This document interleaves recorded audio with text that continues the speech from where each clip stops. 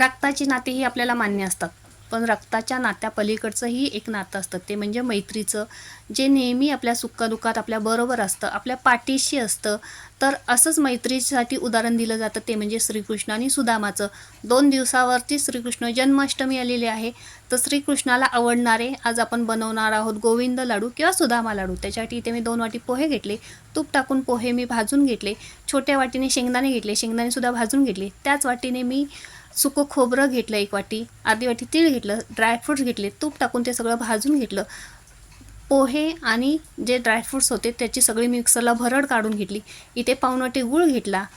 त्या गुळामध्ये मी 2 चमचे तूप घातलं, 2 चमचे पाणी घातलं, गूळ छान असा मिक्स करून घेतला. त्याच्यात पोहे आणि ड्रायफ्रूटची भरड टाकली. ते सगळं असं त्या गुळाच्या पाकामध्ये मी मिक्स करून घेतलं आणि छान असे मी छोटे छोटे त्याचे लाडू तयार करून घेतले आणि तयार झालेले श्रीकृष्ण जन्माष्टमी गोविंद लाडू किंवा सुदामा लाडू.